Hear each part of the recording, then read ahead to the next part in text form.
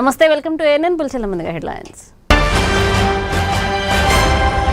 టూరిజంలో హైదరాబాద్ ను నెంబర్ 1 చేసే లక్ష్యంగా అడుగులు, రేవంత్ సర్కార్ కీలక నిర్ణయం.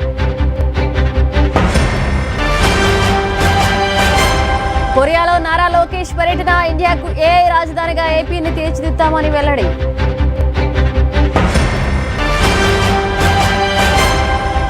బండి భగీరథ్ బెయిల్ పిటిషన్ పై ముగిసిన వాదనలు, బెయిల్ ఇవ్వొద్దంటూ కౌంటర్ వేసిన బాధితురాలి న్యాయవాది. రేపు తెలుగు రాష్ట్రాల్లో భారీ వర్షాలు, పలు జిల్లాలకు హెచ్చరికలు జారీ చేసిన ఐఎండీ.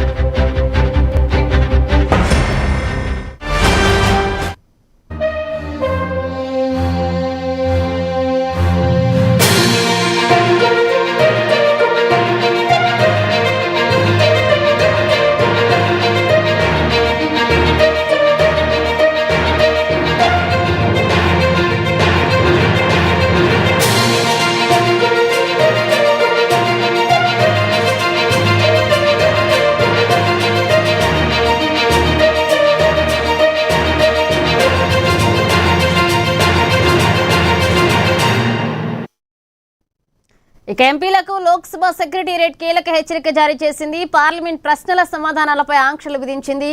సభలో మంత్రుల సమాధానం ఇచ్చే వరకు ఆ వివరాలు గోప్యంగా ఉంచాలని ఆదేశించింది. ప్రశ్నోత్తరాల సమయం ముగియకుండా సమాధానాలను బయటికి వెళ్లించొద్దని స్పష్టం చేసింది. పార్లమెంట్ వర్షాకాల సమావేశాల నేపథ్యంలో ఎంపీలకు ఈ నిబంధనలు లోక్సభ సెక్రటేరియట్ గుర్తు చేసింది. ఇక లిఖితపూర్వక సమాధానాలను సభాపతి టేబుల్ పై ఉంచే వరకు రహస్యంగా ఉంచాల్సిందేనని స్పష్టం చేసింది. సభలో మంత్రుల అధికారికంగా సమాధానం చెప్పిన తర్వాతే ఆ వివరాలను మీడియాకు లేదా ప్రజలకు తెలపాలని లోక్సభ సెక్రటేరియట్ సూచించింది.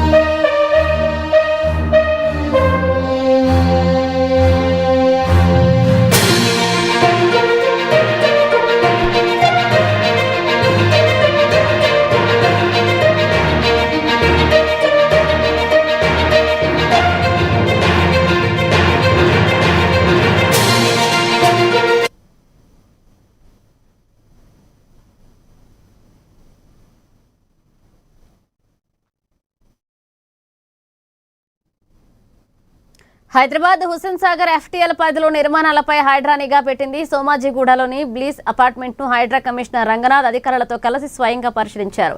ఇరిగేషన్ శాఖ నుంచి ఎలాంటి ఎన్ఓసీ లేకుండానే ఈ నిర్మాణాలు జరుగుతున్నట్లుగా ప్రాథమికంగా గుర్తించారు. దీనిపై సమగ్ర విచారణ జరిపి తదుపరి చర్యలు తీసుకుంటామని ఆయన స్పష్టం చేశారు.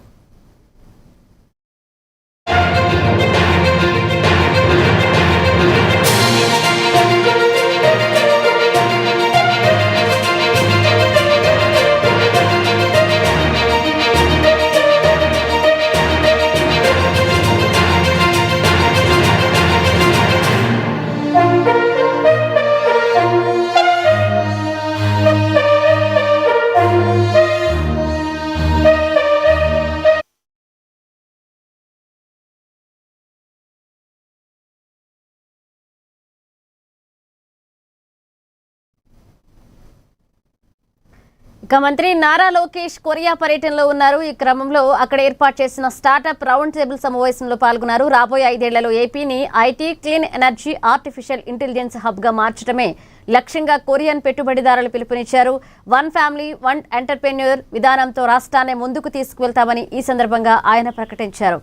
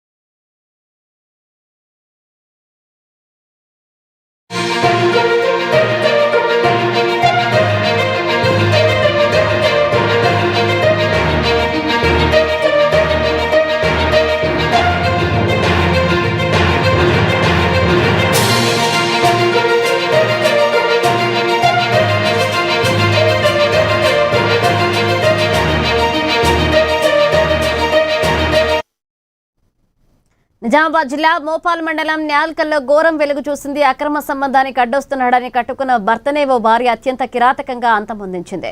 గత నెల 30న భర్త ప్రశాంత్ను మేడపై నుంచి తోసేసి ప్రమాదకంగా చిత్రీకరించే ప్రయత్నం చేసింది భార్య సంధ్య.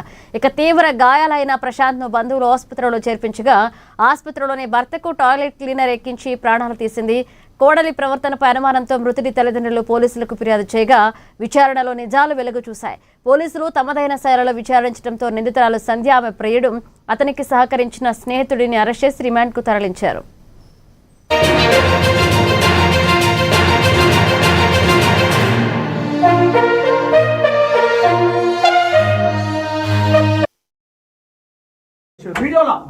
ఎవరెత్తేసారు కిందకి? నువ్వెత్తేసినావా అలా భార్య ఎత్తేసిందా? అయికేం సార్, నేనైతే అన్న ఫోర్స్ నేను ఆయనని ఇద్దరం కొట్టుకున్నామే. మేము కొట్టుకున్నాక ఆయన వైఫ్ ఆమ్లెట్ తీసుకొచ్చిందా, ఆమ్లెట్ తీసుకొచ్చాక తర్వాత ఇక నేను కొద్దిగా ఆయన కొద్దిగా ఫోర్స్ ఇట్లా ముందరకు వచ్చేసాం. ఇక నేనే లేపేసాను. నువ్వెత్తేసినావా? నాకు ఒకటి లేస్తాడా అలా వైఫ్ వేసి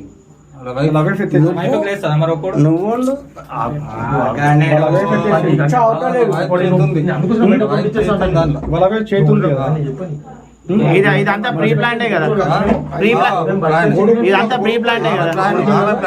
ఆమె ప్లాన్ నువ్వు ఏం చేయదు, ఆమె ప్లాన్ ఇదంతా తారీఖు చెప్పింది ఆమెనే. దానికి డబ్బులు ఇచ్చింది, మీరిద్దరు కలిసి ఒకటేసారి లేపేసారు. అంటే ఇట్లా కాలు గుంజంగానే పడ్డాడు, కిందికి వెళ్ళి కాలు గుంజేసాడు. ఇక్కడ నుంచి ఇటు, ఎక్కడ నుంచి? ఇక్కడ నుంచి ఇటు, అక్కడ నుంచి ఇటు ఒకటేసారి కాలు లేపేసారు. ఇద్దరు కలిసి కాలు లేపేసారు. తెలంగాణ అసెంబ్లీలో కీలక పరిణామం చోటు చేసుకుంది. శాసనసభ మండలి ఆవరణంలో ప్రభుత్వ విప్లకు కేటాయించిన నూతన ఛాంబర్లు ఈ రోజు ఘనంగా ప్రారంభమయ్యాయి. ప్రభుత్వ విప్లు వేముల వీరేశం, బల్మూరి వెంకట్, అద్దంకి దయాకర్ తమకు కేటాయించిన కొత్త ఛాంబర్లలో ప్రత్యేక పూజా కార్యక్రమాలు నిర్వహించి బాధ్యతలు స్వీకరించారు. ఈ కార్యక్రమానికి రాష్ట్ర మంత్రులు శ్రీధర్ బాబు, పొంగులేటి శ్రీనివాసరెడ్డి, కోమటిరెడ్డి వెంకటరెడ్డిలతో పాటుగా అసెంబ్లీ స్పీకర్ గడ్డం ప్రసాద్ కుమార్, శాసన మండలి చైర్మన్ గుత్తా సుఖేందర్ రెడ్డి హాజరై విప్లకు శుభాకాంక్షలు తెలియజేశారు.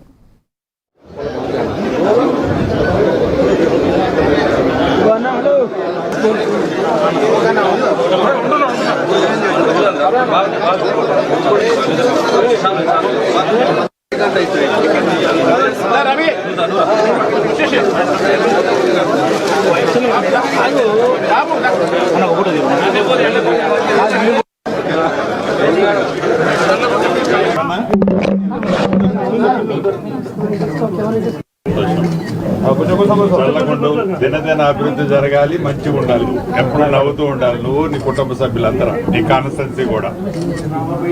మా బావగారిని ఎప్పుడు మంచిగా ఒక 3వ గంటలాగా చూసుకుంటుంటారు చూడు.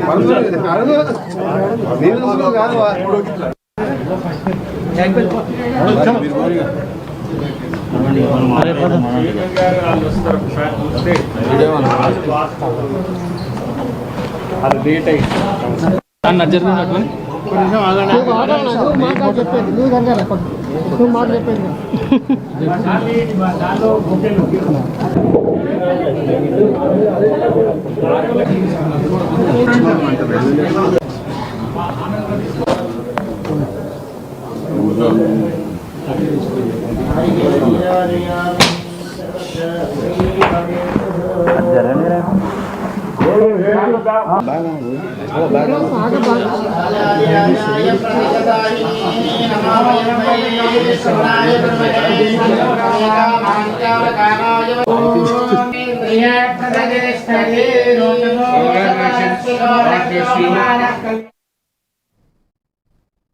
సిద్దిపేట జిల్లా ములుగు, కర్కపట్ల గ్రామాల్లో రాష్ట్ర మంత్రులు శ్రీధర్ బాబు, పొంగులేటి శ్రీనివాసరెడ్డి, వివేక్ వెంకటస్వామి పర్యటించారు. కర్కపట్ల బయోటెక్ పార్కులో సిరో ఫార్మా కంపెనీని ప్రారంభించిన మంత్రులు హైదరాబాద్ ఫార్మా బ్రాండ్ ఇమేజ్ను మరింత ముందుకు తీసుకువెళ్తామన్నారు. అనంతరం ములుగులో లబ్ధారులకు ఇండ్ల పట్టాలను పంపిణీ చేశారు. ఈ సందర్భంగా మంత్రి పొంగులేటి శ్రీనివాసరెడ్డి గత బీఆర్ఎస్ ప్రభుత్వంపై ధ్వజమెత్తారు. కాళేశ్వరం ప్రాజెక్టు పేరుతో లక్షల కోట్లు మెక్కింది గత ప్రభుత్వ పెద్దలేనంటూ ఆరోపించారు. గౌరవ మంత్రివర్యులు అలాగే ఈనాటి కార్యక్రమానికి విచ్చేసిన అతిథులు వెంకటస్వామి గారు, honourable minister for labour, employment, training and factories, వారిని సాధారణంగా వేదికపై శాఖ సిద్దిపేట జిల్లా ఇందిరమ్మ ఇండ్ల మంజూరీ పత్రాలను ప్రపంచంలోనే నంబర్ 1గా నిలపాలన్న ప్రభుత్వ సంకల్పంతో ప్రభుత్వ పథకాలను క్షేత్రస్థాయికి తీసుకువెళ్ళి గ్రామ, వార్డు, పట్టణ స్థాయిలో సమస్యలను పరిష్కరించి తెలంగాణ ప్రభుత్వం గృహ నిర్మాణ శాఖ ఇళ్ల మంజూరీ పత్రాల మరియు డబుల్ బెడ్రూమ్ ఇళ్ల పట్టాల పంపిణీ కార్యక్రమము గౌరవ ప్రభుత్వ పెద్దల చేతుల మీదుగా పండుగ వాతావరణం. కేసీఆర్ పాలనలోనే తెలంగాణలోని అన్ని వర్గాలు సుభిక్షంగా ఉన్నాయని బీఆర్ఎస్ వర్కింగ్ ప్రెసిడెంట్ కేటీఆర్ స్పష్టం చేశారు. గత 10 ఏళ్ల పాలనలో నిరంతర విద్యుత్ సరఫరా వల్ల పరిశ్రమలు వృద్ధి చెంది కార్మికులకు ఉపాధి లభించిందని గుర్తు చేశారు. పార్టీ చేసిన కొన్ని చిన్న పొరపాట్ల వల్లే తాము అధికారం కోల్పోయామని, కానీ ప్రజల్లో బీఆర్ఎస్ పై ఉన్న ఆదరణ ఏమాత్రం తగ్గలేదని ధీమా వ్యక్తం చేశారు. పార్టీ ఆవిర్భావ దినోత్సవం సందర్భంగా తమకు మద్దతుగా నిలిచిన హమాలీ సోదరులకు కేటీఆర్ ప్రత్యేక కృతజ్ఞతలు తెలిపారు. హమాలీల సమస్యల పరిష్కారానికి తాము ఎల్లప్పుడూ బాధ్యతగా తీసుకుంటామని హామీ ఇచ్చారు.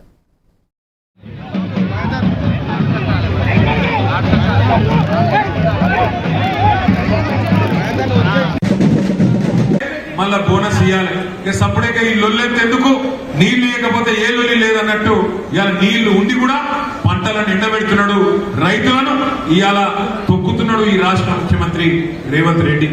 నేను మీ అందరినీ, మా హమాలి సోదరులు కోరేది ఒకటి, మీకు కూడా ఆకలి అవుతుంది, నాకు కూడా ఆకలి అవుతుంది, ఎక్కువ పరీక్ష పెట్టా.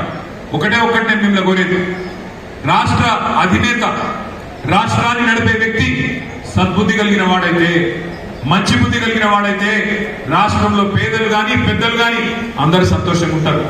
రాష్ట్రంలో హమాలీలు గాని లేదా మిల్లు యజమానులు గాని అందరు సంతోషంగా ఉంటారు. 10 ఏళ్లు మనం అదే చూసినాం. కేసీఆర్ గారి ప్రభుత్వంలో రైతు బాగున్నాడు, అట్లాగే పారిశ్రామికవేత్తలు బాగున్నారు.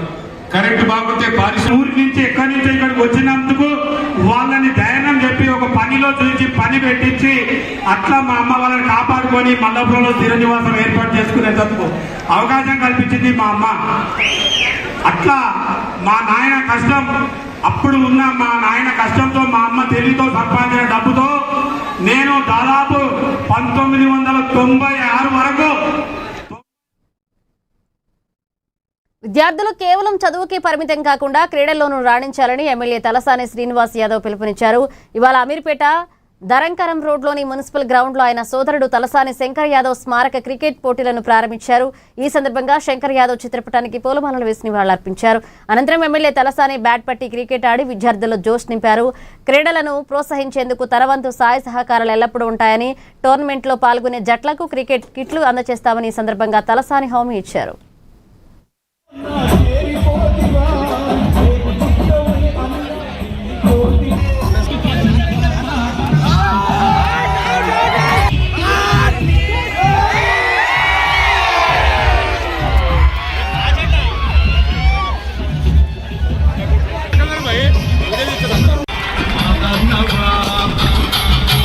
పోయి 2వ సంవత్సరం ఈ క్రికెట్ టోర్నమెంట్ అనేది మరి తమ్ముడు సచిన్ ఆధ్వర్యంలో జరిగేటువంటి టోర్నమెంట్ని ముఖ్యంగా మా శేష్ కుమార్ గారు, మిగిలిన మిత్రులందరూ వాళ్ళకి అన్ని విధాలుగా 3 days సహకరిస్తారు. కాబట్టి టోర్నమెంట్ చేయడమే కాదు, ఈరోజు ఏంటంటే క్రీడ అనేది చాలామంది చదువు మీద కాన్సన్ట్రేషన్ చేస్తారు. దాంతోపాటు కల్చరల్ యాక్టివిటీస్ కానీ స్పోర్ట్స్ కానీ ప్రధానమైనటువంటిది. కాబట్టి ఈ పిల్లలు 100 టీమ్స్ ఉన్నాయి ఇక్కడ. ఈ 100 టీమ్స్ కూడా 3 days ఈ కాంపిటీషన్స్ ఉంటాయి. డే ఆఫ్టర్ టుమారో ఫైనల్స్ ఉంటుంది. వాళ్ళకు షీల్డ్ కానీ దాంతోపాటు క్యాష్ ప్రైజ్ కూడా ఉంటుంది. అయితే ఈసారి ఏంటంటే ఆ పిల్లలకందరికీ, కాలేజ్ పిల్లలు, మీకు ఇంటర్మీడియట్ కానివ్వండి, డిగ్రీ కానీ మరి ఈ కార్యక్రమాలు తీసుకోవడం జరిగింది. నేను సచిన్తో పాటు సహకరించినటువంటి వారి మిత్రులకందరికీ నేను మనస్ఫూర్తిగా అభినందన తెలియజేస్తాను. ఎందుకంటే 100 టీమ్స్ ఒక దగ్గరికి వచ్చి ఆడడం అనేది అంత ఈజీ పని కాదు. దీని వెనుక చాలా కృషి ఉంటుంది. ఒక 2-3 months నుంచి దీన్ని ప్రిపరేషన్ చేసుకో. కామారెడ్డి జిల్లా కేంద్రంలో ఏబీవీపీ ఆధ్వర్యంలో విద్యార్థులు ఎత్తున గర్జించారు. పెండింగ్ లో ఉన్న స్కాలర్షిప్లు, ఫీజు రియంబర్స్మెంట్ నిధులను వెంటనే విడుదల చేయాలని డిమాండ్ చేస్తూ డిగ్రీ కాలేజీ మైదానం నుండి నిజాం సాగర్ చౌరస్తా వరకు ర్యాలీ చేపట్టారు. అనంతరం అక్కడ రాస్తారోకో ధర్నా చేపట్టారు. కాంగ్రెస్ ప్రభుత్వం ఫీజు రియంబర్స్మెంట్ ను ఎత్తివేసేందుకు కుట్ర పన్నుతోందని ఏబీవీపీ రాష్ట్ర కార్యదర్శి రాంబాబు మండిపడ్డారు. నిధులు విడుదల చేయకపోతే రాష్ట్ర వ్యాప్తంగా ఆందోళనలు ఉధృతం చేస్తామని హెచ్చరించారు.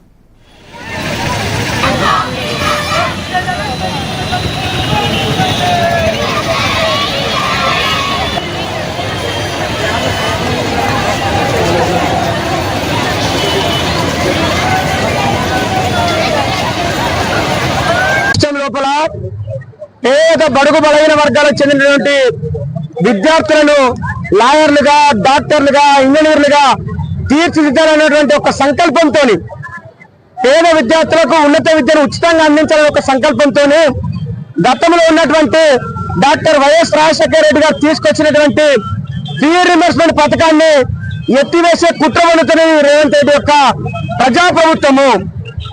ఈ రేవంత్ రెడ్డి గారు గతంలో ఎన్నికల ప్రచారంలో చాలా హామీలు ఇచ్చిండు. 6 గ్యారెంటీలు, 420 హామీలు ఇచ్చి ఎన్నికల ప్రచారంలో చెప్పుకుంటూ ఈ రాష్ట్రం లోపల నీళ్లు, నిధులు, నియామకాలు అని చెప్పేసి 1200 మంది విద్యార్థులు, యువకుల యొక్క బలిదానాలకు కారణమయ్యి వాళ్ళ యొక్క ఆత్మ బలిదానాల మీద కానిస్టేబుల్ కిష్టన్ లాంటి వారి యొక్క ఆత్మ బలిదానాల మీద గద్దెనెక్కినటువంటి కేసీఆర్ అధికారంలోకి వచ్చిన తర్వాత నీళ్లు లేవు, నిధులు లేవు, నియామకాలు లేవు.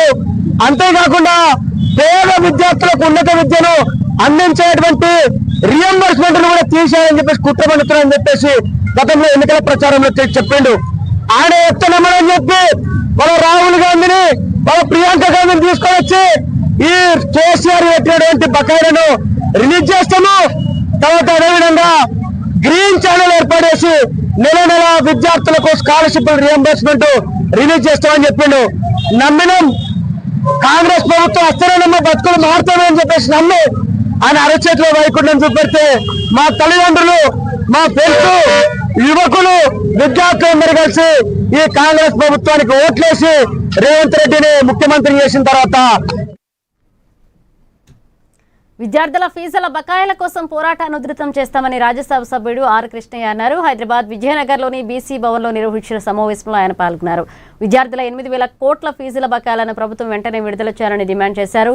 జీవో నంబర్ 9ని రద్దు చేసి పాత విధానాన్ని కొనసాగించాలన్నారు. ఇక ఇంజనీరింగ్ కౌన్సిలింగ్ ప్రారంభమవుతున్నా ప్రభుత్వం స్పష్టత ఇవ్వకపోవడంపై మండిపడ్డారు.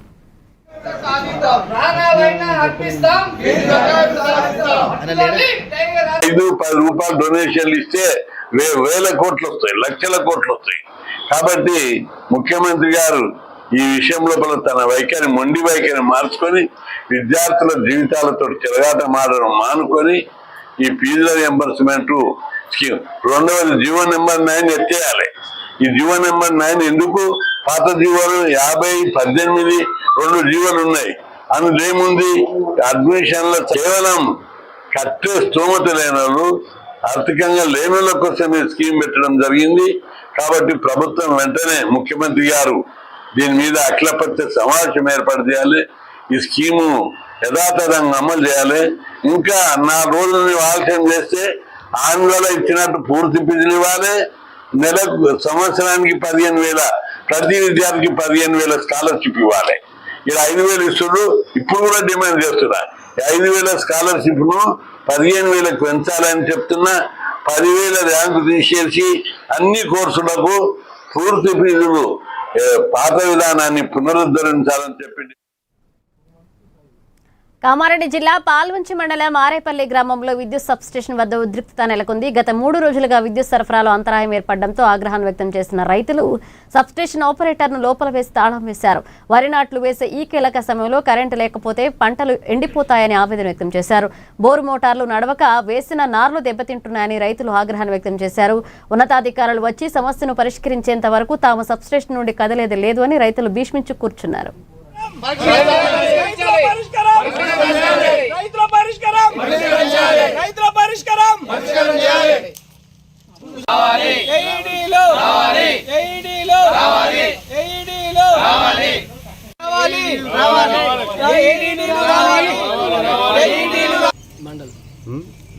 మాకు విద్యుత్ అనేది మొత్తం దీర్ఘకాలికంగా కూడా వస్తలేదు.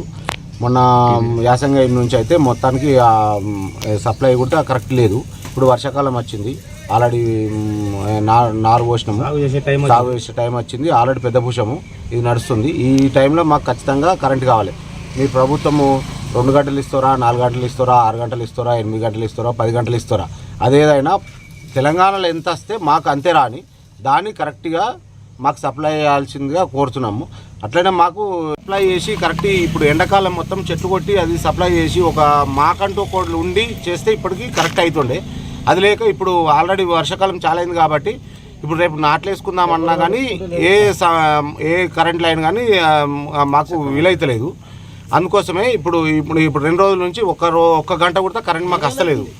2 రోజుల నుంచి 2-3 రోజుల నుంచి 1 గంట కూడా కరెంట్ వస్తలేదు. అప్పుడంటే ఒక 2-3 గంటలు వచ్చింది కానీ ఇప్పుడు 2 గంటలు కూడా కరెంట్ వస్తలేదు. ఈరోజు మాకు మొత్తానికి ఇబ్బంది అయిపోయి మొత్తానికి మాకు ఏంటంటే కాలం దగ్గరకు వచ్చింది కాబట్టి మేము మా ఈడికి వచ్చి అందరం కలిసి వచ్చి మేము ఈడ నిర్బంధం చేసి సబ్ స్టేషన్ నిర్బంధం చేసి దీన్ని ఆఫ్ చేస్తున్నామని చెప్తున్నాం. మండలము మాకు రైతులకు చాలా ఇబ్బంది అవుతున్నది. విద్యుత్ వలన చాలా రోజుల నుండి ఇదే ప్రాబ్లం ఉన్నది. మొట్టమొదటిది మాకు లైన్ మెయిన్ లేడు, నంబర్ 1. నంబర్ 2, ఈ వారం రోజుల కొలే యాడ బ్రేక్, ఎప్పుడు చూసినా బ్రేకు. మాకు అసలే విద్యుత్ ఉంటలేదు, ఇండ్లలో ఉంటలేదు, నా చేన్లలో ఉంటలేదు. మేము ఏం చేస్తాము? అందుకొరకు మాకు ఈ రోజు ఈ తిప్పలు కాకడం కారణం అందరం వచ్చి విద్యుత్. కాంగ్రెస్ ప్రభుత్వంపై విమర్శల దాడిని బీఆర్ఎస్ ముమ్మరం చేసింది. బోరబండ, ఎస్ఆర్ నగర్, మోతీనగర్ తదితర ప్రాంతాల్లో విశ్వమదన ఆధ్వర్యంలో పాదయాత్రలు చేస్తూ ఇంటింటికి వెళ్తున్నారు. బీఎల్ఓలు సరిగ్గా ఫారాలు ఇస్తున్నారా, ఓటరు నమోదు సక్రమంగా జరుగుతుందా అని పరిశీలిస్తున్నారు. అలాగే తాగునీరు, పారిశుద్ధ్య సమస్యలపై ప్రజల నుంచి ఫిర్యాదులు సేకరిస్తున్నారు. ఈ సమస్యలన్నింటినీ అధికారుల దృష్టికి తీసుకువెళ్లి పరిష్కరిస్తామని బీఆర్ఎస్ స్పష్టం చేస్తుంది. కాంగ్రెస్ అధికారంలోకి వచ్చిన తర్వాత అభివృద్ధి కుంటుపడిందని, నగర రహదారులు అధ్వాన్నంగా మారి వర్షాకాలంలో ప్రజలు నరకం చూస్తున్నారంటూ బీఆర్ఎస్ నేతలు మండిపడుతున్నారు.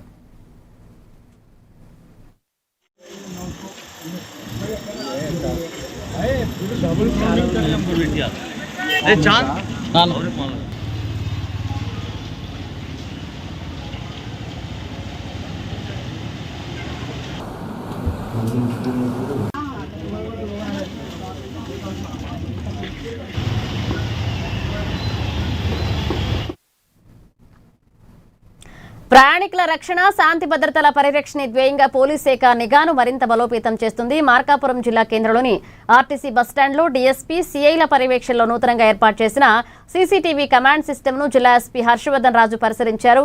ఇక బస్టాండ్తో పాటుగా పట్టణంలోని ప్రధాన కూడళ్లను అనుసంధానిస్తూ మొత్తం 16 అత్యాధునిక సీసీ కెమెరాలను ఏర్పాటు చేసినట్లుగా ఎస్పీ తెలిపారు.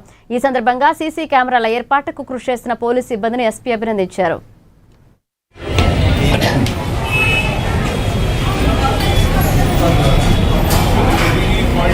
మనము మార్కాపూర్ టౌన్లో బస్ స్టాండ్లో డిఎస్పీ గారు, ఇన్స్పెక్టర్ మార్కాపూర్ ఇద్దరు కూడా ఎంతో చొరవ తీసుకొని బస్ స్టాండ్లో సీసీటీవీ కెమెరాస్ ఇన్స్టాల్ చేయడం జరిగింది.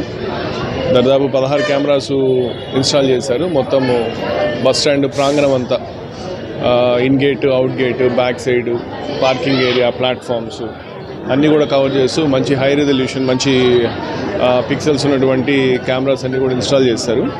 సో దీంతో మనకు బస్ స్టాండ్లో జరిగేటటువంటి అఫెన్సెస్, బైక్ థెఫ్ట్లు కావచ్చు, మొబైల్ థెఫ్ట్లు కావచ్చు, బ్యాగ్ థెఫ్ట్లు కావచ్చు, ఇవన్నీ కూడా డెఫినెట్గా మనకు ప్రివెంట్ అయ్యేదానికి అవకాశం ఉంది. ఒకవేళ అయినా కానీ మనం డిటెక్ట్ చేసేదానికి 100% ఛాన్స్ ఉంది. సో కాబట్టి ఇంత ఇనిషియేటివ్ తీసుకొని విశాఖపట్నం వేటకెళ్లి ప్రమాదానికి గురైన మత్స్యకారుల కుటుంబాల్లో విషాదం, ఇక ఆందోళన నెలకొన్నాయి. వేటకు వెళ్లిన ఫిషింగ్ బోటు, అందులోని మత్స్యకారులు జాడ ఇంకా లభ్యం కాలేదు. దీంతో విశాఖ ఫిషింగ్ హార్బర్ వద్ద ఉన్న ఫిషర్మ్యాన్ వెల్ఫేర్ అసోసియేషన్ కార్యాలయం వద్ద బాధిత కుటుంబాలు అర్తనాదాలు చేస్తూ పడిగాపులు కాస్తున్నాయి. ప్రమాదానికి గురైన 7గురిలో ఒకరి సమాచారం మాత్రమే దొరకడంతో మిగిలిన 6గురి పరిస్థితి ఏంటని కన్నీరు మున్నీరవుతున్నారు. ప్రభుత్వం, కోస్ట్ గార్డ్, నేవీ బృందాలు గాలింపు చర్యలు వేగవంతం చేయాలని వేడుకుంటున్నారు. దీనిపై మరిన్ని వివరాలు మా Uttarandhra regional coordinator Avatar Yadav అందిస్తారు. జూన్ 1వ తారీఖు విశాఖ ఫిషింగ్ హార్బర్ నుంచి ఏదైతే వేటకెళ్ళిన మత్స్యకారుల బోట్ అయితే మాత్రం మొన్న 2 రోజుల క్రితం అయితే మాత్రం గల్లంతైంది. దాంతో తీవ్ర ఆందోళన అయితే మాత్రం కుటుంబ సభ్యులు చెందారు. ఎందుకంటే ఆ రోజు సాయంత్రం 3 గంటలకల్లా మేము వచ్చేస్తున్నామని చెప్పి ఫ్యామిలీస్కి అయితే వాళ్ళు ఇన్ఫామ్ కూడా చేశారు. వాళ్ళు ఇన్ఫామ్ చేసిన తర్వాత దాదాపు రాత్రి 11 గంటలు గడుస్తున్నా సరే వాళ్ళైతే మాత్రం రాకపోవడంతో వాళ్ళు ఆందోళన చెంది ఏదైతే సంబంధిత అధికారులకు అయితే సమాచారం ఇచ్చారు. సమాచారం ఇచ్చిన తర్వాత ఆ రాడార్ సిస్టమ్ ద్వారా బోట్ ఎక్కడ ఉందో తెలుసుకోవడానికి అయితే మాత్రం అధికారులు ప్రయత్నించారు. అయినప్పటికీ కూడా ఎటువంటి సమాచారం అందలేదు. నిన్న అయితే మాత్రం అందులో ఒకళ్ళు ఏదైతే బోటు యజమాని బోటు డ్రైవర్ ఆయనే కారి చిన్న అని చెప్పేసి ఆయన ఒకడు సజీవంగా బతుకున్నాడని చెప్పేసి ఆయన వేరే షిప్లో రెస్క్యూ చేసి కాపాడారని చెప్పి మనకు సమాచారం అయితే అందింది. దాంతో ఆయన్ని తీసుకొని రావడానికి అయితే ప్రయత్నాలు ఇప్పటికే జరుగుతున్నాయి. కానీ మిగతా కుటుంబ సభ్యులు ఎవరైతే ఉన్నారో మిగతా 6 కూడా ఇప్పటి వరకు ఆచూకీ దొరకపోవడంతో అయితే మాత్రం తీవ్ర ఆందోళన అయితే కుటుంబ సభ్యులు చెందుతున్నారు. మనం చూడొచ్చు ఇక్కడ బోటు యాజమాన్య ఆపరేటర్స్ అసోసియేషన్ దగ్గర అయితే మాత్రం ఆ కుటుంబ సభ్యులు అయితే మాత్రం ఆందోళన వ్యక్తం చేస్తున్నారు. ఇప్పటికీ మాకు ఎటువంటి సమాచారం లేదు, అధికారులు వస్తున్నారు లేదా మంత్రులు వస్తున్నారు, సరైన సమాచారం అయితే మాత్రం ఇప్పటికి చెప్పట్లేదు. అసలు మా వాళ్ళు ఉన్నారా లేరా, మా వాళ్ళు బతుకున్నారా లేదని కనీసం సమాచారం ఇచ్చినా బాగుందని తీవ్ర ఆవేదన వ్యక్తం చేస్తున్నారు. ఏదైనప్పటికీ కూడా ఏదైతే ప్రభుత్వం అయితే మాత్రం తక్షణమే ఆ రిస్క్ చేసి తేవడం లేదనుకుంటే దానిపైన తగు చర్య తీసుకోవాలని చెప్పేసి ఆ కుటుంబ సభ్యులు అయితే రోదన మనం చూడొచ్చు. వాళ్ళు ఇప్పటికీ అంటే ప్రభుత్వ అధికారులు చేస్తున్నారని చెప్తున్నారు కానీ ఎటువంటి సమాచారం ఇవ్వకపోవడంతో ఆ తీవ్ర ఆందోళన అయితే మాత్రం ఇక్కడ అన్నవరం శ్రీ వీర వెంకట సత్యనారాయణ స్వామి వారి దేవస్థాన ఆధ్వర్యంలోని విద్యా సంస్థల విద్యార్థులు ఉచిత అన్నప్రసాద కార్యక్రమాన్ని తాత్కాలికంగా నిలిచిపోవడం ఇప్పుడు హాట్ టాపిక్ గా మారింది. ఇక సుదూర ప్రాంతాల నుండి గ్రామీణ నేపథ్యాల నుండి ఇక్కడికి వచ్చి చదువుకునే పేద విద్యార్థులు ఆరోగ్య ఆర్థిక ఇబ్బందులను దృష్టిలో ఉంచుకునే దేవస్థాన అధికారులు ఈ మధ్యాహ్న భోజన పథకానికి శ్రీకారం చుట్టారు.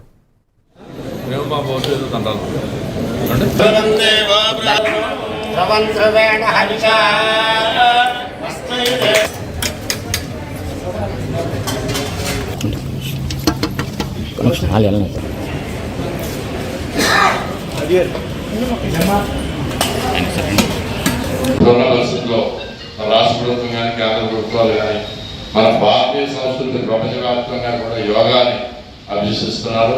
యోగా క్లాసులు కండక్ట్ చేయడం, అలాగే డ్రిల్ పీరియడ్ అది చాలా జాగ్రత్తగా దాన్ని ఇంకా చేయటం, ఈ స్టేజ్లో వచ్చే స్పోర్ట్స్లో కూడా నిష్ణాతులు చేయటం వెళ్ళి, అలాగే ఇంకా అవసరమైతే ఏదైనా కాంపిటేటివ్ ఎగ్జామ్స్కి ఎక్కడైనా జిల్లా స్థాయిలో కానీ మండల స్థాయిలో కానీ పంపించడం, అందులో కూడా మన ఈ సత్యదేవుని యొక్క ఆశీస్సులతో మీరందరూ కూడా ప్రథమ స్థానాల్లోనే రావాలని, దానికి టీచర్స్ అందరూ కూడా తోడ్పడాలని కోరుకుంటూ ఈ యొక్క మిడ్ డే మీల్స్ని సక్రమంగా వినియోగించుకోండి.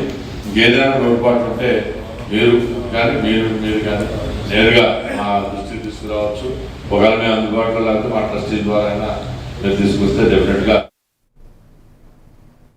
అన్నమయ్య జిల్లా రాయచోటి చిత్తూరు రోడ్లో ఉన్నటువంటి టీటీడీ కళ్యాణ మండపం దుస్థితిపై స్థానిక ప్రజల నుంచి నిరసన వ్యక్తమవుతుంది. గత ప్రభుత్వ హయాంలో దాదాపు 3 సంవత్సరాల క్రితం ప్రజల సౌకర్యార్థం 3 కోట్ల రూపాయల భారీ వ్యయంతో ఈ సెంట్రల్ ఏసీ కళ్యాణ మండపాన్ని అట్టహాస్యంగా ప్రారంభించారు. కర్నూలు చిత్తూరు నేషనల్ హైవేపై అందరికీ అనుకూలమైన ప్రాంతంలో నిర్మించిన ఈ మండపం ఇప్పటి వరకు పునరుద్ధరణకు నోచుకోకపోవడంపై పేద మధ్యతరగతి ప్రజలు వాపోతున్నారు. ఇప్పటికైనా టీటీడీ సభ్యులు చైర్మన్ ఈ మండపాన్ని పునరుద్ధరణ చేయాలని అంటున్న సీనియర్ జర్నలిస్ట్ వైవి శివయ్య, రాయచోటి మండల కన్వీనర్ మాజీ సభ్యులు విశ్వనాథరెడ్డితో మా అన్నమయ్య జిల్లా ప్రతినిధి Munayya face to face. Annamayya జిల్లా రాయచోటి నేషనల్ హైవేలో ఉన్నటువంటి టీటీడీ కళ్యాణ మండపం ప్రారంభమై 3 సంవత్సరాలు అవుతుంది. అయితే ఉపయోగంలో లేకుండా నిరుపయోగంగా ఉన్నది. దీనికి దాదాపు 3 కోట్ల వరకు వెచ్చించి నిర్మించిన ఈ కళ్యాణ మండపం పునరుద్ధరణ చేసి ప్రజలకు ఉపయోగపడే విధంగా చేయాలనేసి ప్రజలైతే కోరుకున్నారు. దీనిపై మనతో మాట్లాడడానికి సీనియర్ జర్నలిస్ట్ శివయ్య గారు ఉన్నారు. వారి మాటలలో అడిగి తెలుసుకునే ప్రయత్నం అయితే చేద్దాం. చెప్పండి, దాదాపు 3 ఏళ్ల కిందట టీటీడీ కళ్యాణ మండపం అయితే ప్రారంభమైంది హఠాహస్తంగా. అయితే అప్పటి నుంచి ఉపయోగంలో లేదు, నిరుపయోగంగానే ఉంది. దీన్ని ప్రజలైతే కోరుకుంటున్నారు ఏమంటే దీన్ని ఉపయోగంలో తీసుకొస్తే సాదా అంటే సాదా మధ్యతరగతి ప్రజలకైతే ఉపయోగపడే ఉంటుంది. తక్కువ ధరల్లో అందుబాటులో ఉండే దానివల్ల ఎక్కువ శుభకార్యాలు జరిగే అవకాశం ఉందనేసి ప్రజలైతే కోరుకున్నారు. దీన్ని ఎలా చూస్తుంటారు? ప్రభుత్వం టీటీడీ నిధులతో నిర్మించిన ఈ కళ్యాణ మండపాన్ని ప్రజల వినియోగార్థం తీసుకురావాల్సిన అవసరం ఉంది. దీన్ని మామూలుగా అయితే ఇది ఇతర చోట ఎక్కడైనా పెళ్ళిళ్ళు చేసుకోవాలంటే సామాన్యమైన వాళ్ళు 2.5 నుంచి 3 లక్షలు మండపానికి ఖర్చు చేయాల్సి ఉంది. ఇది తక్కువ ధరలతో ప్రభుత్వ నిధులతో ఏర్పాటు చేసిన ఈ కళ్యాణ మండపం వల్ల సామాన్య పేద మధ్యతరగతి వ్యక్తులు కూడా ఇక్కడ కళ్యాణాలు చేసుకునేదానికి అవకాశం ఉంటుంది. దాదాపు 2 ఏళ్ళైంది కూటమి ప్రభుత్వం వచ్చిన తర్వాత అయినా దీన్ని వినియోగంలోకి తీసుకొచ్చి వెంటనే దీన్ని ప్రారంభం చేసి దీన్ని ప్రజల సౌకర్యార్థం వినియోగంలోకి తీసుకురావాలని చెప్పి సీనియర్ జర్నలిస్ట్గా కోరుతా ఉన్నాను. చుట్టుపక్కల దాదాపు ఎక్కడా లేనంత ఎక్కువగా సుమారు 8 నుంచి 12 మండలాలకు మధ్యగా ఉన్న రాయచోటి చాలా ఉపయోగంగా అత్యధిక మంది జనాలు ఉంటారు. ఇక్కడ దాదాపు 15 నుంచి 20 ప్రైవేట్ కళ్యాణ మండపాలు కూడా ఇప్పుడు ఉన్నాయి. ఇవి ఉన్నప్పుడు కూడా ఒక రోజు పెళ్ళిళ్ళ సీజన్కు దొరకని పరిస్థితి ఉంది. సామాన్యులకు ఇంటి దగ్గర సౌకర్యం లేని వాళ్ళు, ఆర్థిక పరిస్థితి తక్కువగా ఉన్న వాళ్ళందరూ కూడా ఇది వినియోగంలోకి తీసుకొస్తే వాళ్ళకి లబ్ధి చేకూరుతుంది. కూటమి ప్రభుత్వం ఇప్పుడైనా దీన్ని లబ్ధి చేకూరే విధంగా వినియోగంలోకి తీసుకురావాలని చెప్పి ఈ రాయచోటి ప్రాంత వాసుల అభిప్రాయంగా నేను కోరుతా ఉన్నా. దాదాపు 3 ఏళ్ల నుంచి ఈ నిరుపయోగం ఉండడం వల్ల ఈ టీటీ కళ్యాణ మండపంలోకి గడ్డి పిచ్చుమొక్కలు అయితే మొలుస్తున్నాయి. దీని అయితే క్లీన్ చేస్తున్నారు, మళ్ళీ వస్తూనే ఉన్నాయి. దీని పరిసర ప్రాంతాలను చెట్లతో నిర్మించి పునరుద్ధరణ చేస్తే చూసేదానికి బాగుంటుంది అనేసి ప్రజలైతే కోరుకుంటున్నారు. దాన్ని ఎడ చూస్తాను. ఈ టీటీడీ కళ్యాణ మండపాన్ని మిగిలిన కళ్యాణ మండపాలు ఏదైతే ప్రైవేట్ చేస్తున్నారో ఈరోజు తిరుమల దేవస్థానం వనానికి సంబంధించి ఎంత ప్రాధాన్యత ఇస్తుందో ఈ కళ్యాణ మండపంలో కూడా చెట్లు పెంచి పచ్చదనాన్ని ఇది ఆహ్లాదకరంగా ఒక కళ్యాణ మండపం టీటీడీదే అనే విధంగా దీన్ని తీర్చిదిద్దాల్సిన అవసరం ఉంది. దానికోసం ప్రభుత్వం టీటీడీ నిధులు కేటాయించి దీన్ని అంతటినీ కూడా బాగా చెట్లతో మంచి కొత్తమైన మొక్కలతో దీన్ని అలంకరించి దీన్ని పెంచి దీన్ని వినియోగంలోకి తీసుకురావాల్సిన అవసరం ఉంది. మొత్తమైన ఎక్కడా లేని విధంగా కూడా ఇక్కడ టీటీడీ కళ్యాణ మండపంలో ఏసీలు బిగించి బాగా మంచి ప్రదేశంలో అయితే నిర్మించారు. ప్రస్తుత కాలానుగుణంగా ఇక్కడ జాతీయ రహదారికి ఉంది, ఎక్కువ ప్లేస్లోనూ ఉంది. రెండోది ఏసీలతో అన్ని సౌకర్యాలతో ఈరోజు టీటీడీ నిర్మించింది. దీన్ని ప్రజల సౌకర్యార్థం వినియోగంలోకి తీసుకురావాల్సిన అవసరం ఉంది. ఇప్పటికైనా టీటీడీ బోర్డు సభ్యులు కానీ టీటీడీ చైర్మన్ గారు కానీ ప్రత్యేక శ్రద్ధ తీసుకొని 3 కోట్లు వెచ్చించి ఏసీ కళ్యాణ మండపాన్ని నిర్మించిన దాన్ని వినియోగంలోకి తీసుకురాకపోవడం చాలా దురదృష్టకరమైన విషయంగా ఈ ప్రాంత ప్రజలు అభిప్రాయపడుతున్నారు. కాబట్టి ఇప్పటికైనా ఈ వినియోగంలోకి తీసుకొచ్చి వివాహాలకైనా ఏ రకమైన శుభకార్యమైనా నిశ్చితార్థాలకైనా ఇంకా చిన్న ఫంక్షన్లకైనా కూడా కళ్యాణ మండపంలోనే చేసుకుంటే సంస్కృతి ఈరోజు ప్రజల్లో నెలకొని ఉంది. చాలా మేరకు ఆర్థిక భారం ఉంది. ప్రైవేట్ కళ్యాణ మండపాలు కనుక బుక్ చేసుకోవాలంటే 1 నుంచి 3 లక్షల పైచీలకు ఈరోజు ఖర్చు పెట్టడానికి ఈ ప్రజలు వెనుకాడడం లేదు. ఈ పరిస్థితుల్లో మధ్యతరగతి దిగువన ఉన్న పేద ప్రజలకు అందుబాటులో ఉండగలిగే రేట్లలో ఈ కళ్యాణ మండపం ఉంటుందనే ఆశాభావంతో ప్రజలు ఉన్నారు. నిజంగా కూడా అది సఫలీకృతమవుతుందనే భావంతో ఉన్నారు.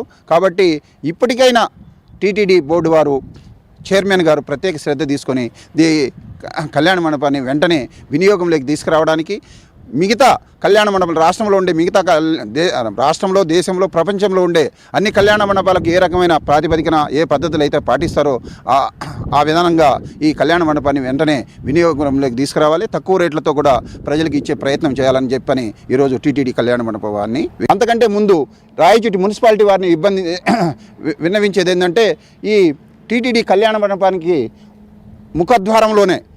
ముఖద్వారంలోనే ఈ చేపల మార్కెట్ ఉంది.